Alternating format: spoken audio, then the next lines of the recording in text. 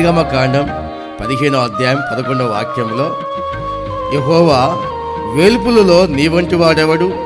పరిశుద్ధులను బట్టి నీవు మహనీయుడవు, స్తుతి కీర్తనలను బట్టి పూజనీయుడవు, అద్భుతములు చేయువాడవు, నీ వంటి వాడెవడు అని వాక్య భాగంలో రాయబడింది. ఆయన వంటి పరిశుద్ధమైన దేవుడు మరి ఎవరూ లేరు. ఆయన పూజ నొందదగిన వాడు, మహనీయుడు, స్తుతి నొందదగిన వాడు, స్తుతికి యోగ్యుడు ఆయనే. మొదటి దినవృత్తాంతముల గ్రంథము 16వ అధ్యాయం 25వ వాక్యంలో చూసినట్లయితే, యెహోవా మహాఘనత వహించిన వాడు, ఆయన బహుగా స్తుతి నొందదగిన వాడు, సమస్త దేవతల కంటే ఆయన పూజనీయుడు అని రాయబడింది. అదేవిధంగా మొదటి దినవృత్తాంతముల గ్రంథం 23వ అధ్యాయం 5వ వాక్యంలో చూసినట్లయితే, 4,000 మంది ద్వారపాలకులుగా నియమింపబడిరి, మరి 4,000 మంది స్తుతి చేయు నిమిత్తమై దావీదు చేయించిన వాయిద్య విశేషములతో యెహోవాను స్తుతించువారుగా నియమింపబడిరి. దావీదు రాజుగా ఉన్నప్పుడు 4,000 మంది దేవుని మందిరములో ఆరాధించడానికి నియమించాడు.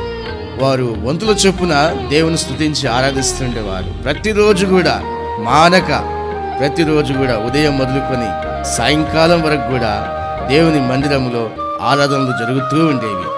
దావీదు మరి ముఖ్యంగా దేవుని స్తుతించి ఆరాధించడంలో ఆయన చాలా శ్రద్ధ కలిగి ఉన్నాడు. దేవుడు అంటే అతనికి ప్రీతి ఎక్కువ. అతని జీవితంలో చేసిన మేలులను బట్టి, అతని జీవితంలో కలిగజేసిన విజయాలను బట్టి దేవుణ్ణి ఎక్కువగా స్తుతించేవాడు. దేవుని స్తుతిస్తున్న ఈ యొక్క స్తుతి ఆరాధకునికి అనేకమైన జయములు కలిగాయి. హెజ్కేలు గ్రంథం 46వ అధ్యాయం 3వ వాక్యం చూసినట్లయితే, విశ్రాంతి దినములలోను అమావాస్యలలోను దేశ జనులు ఆ తలుపు దగ్గర నిలవబడి యెహోవాకు ఆరాధన చేయవలెను. ఏ తలుపు దగ్గర? పరిశుద్ధమైన దేవుని యొక్క గుమ్మం దగ్గర ప్రజలు నిలబడి ఆరాధిస్తూ ఉండాలి. ఇలా ఆరాధిస్తూ పాటలు పాడుతూ కీర్తిస్తూ ఉన్నప్పుడు దేవుని నామానికి మహిమ కలుగుతూ ఉంటుంది, ప్రజల జీవితాల్లో జయం కలుగుతూ ఉంటుంది.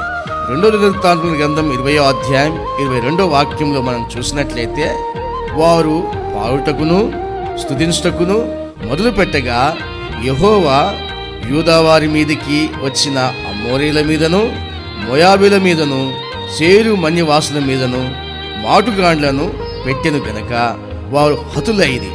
యుద్ధము చేయవసరం లేదు, దేవుని స్తుతిస్తే చాలు, శత్రువులు అణిగిపోతారు.